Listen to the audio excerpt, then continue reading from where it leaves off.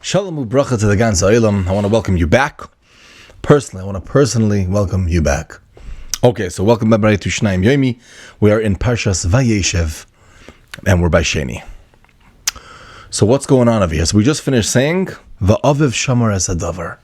Yaakov Avinu was waiting to hear, waiting to see, what are these dreams going to come to? What's going to really happen? Because he understood there was a lot of depth happening. Okay, so we're starting over here where the brothers now, Yosef Atzadik's brothers, the Shvatim, they now go out to Shem and they want to watch over and take care of Yaakov Avinu's flocks. That's what they do. They're shepherds. When you're a shepherd, if anybody's a shepherd, so you know it's a lot of time to sit and learn, a lot of time to meditate on different sugyas and to think about HaKadosh Baruch Hu. So it was a big zach that they were shepherds.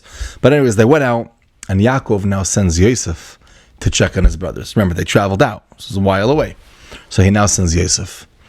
And he wants to know what's going on with my children, what's going on with the flocks, how's everything doing? Report back to me. Okay, so of course, Yosef Atzadik listens right away and leaves right away, and he does exactly what his father says. So he arrives in Shem, because that's where they were originally, but nobody's there. He just can't find them. Okay? He's walking around, and suddenly a man appears.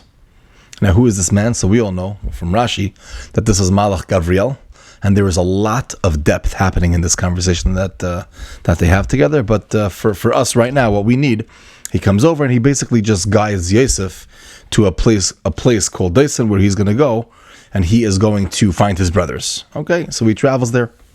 Now Yosef goes, and from a distance, his brothers see him, and before he's close enough for him to hear, they start planning. What are we going to do with this kid? Meir b'malchus. He went against Yehuda. Yehuda's really the king, and he's having dreams. Everybody bowing down to him. What are we going to do about this? We're going to kill him. That's what we're going to do. We are going to kill him.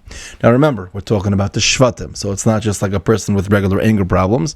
This is the Shvatim with a lot of very, very deep cheshbonis over here. And they say, we're going to kill him, and we're going to tell our father, Yaakov Avinu, he was killed, he was attacked by an animal.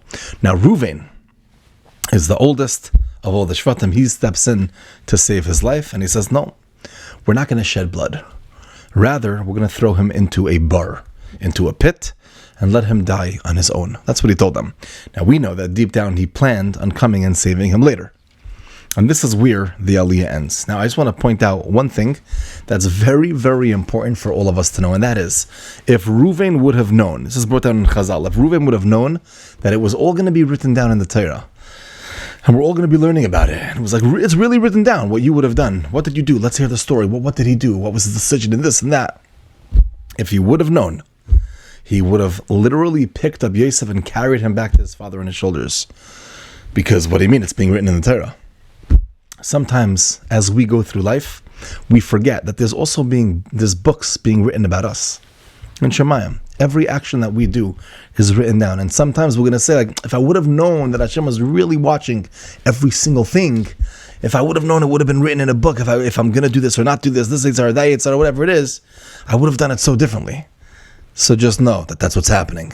There's a book open and every single action that we do is written in it. Don't be that person that after 120 years is like, oh, I wish I would have known. Now we know.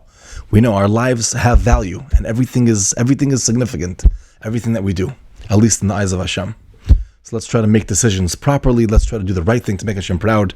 And Rabbi say, we should all be zeicha to a wonderful day.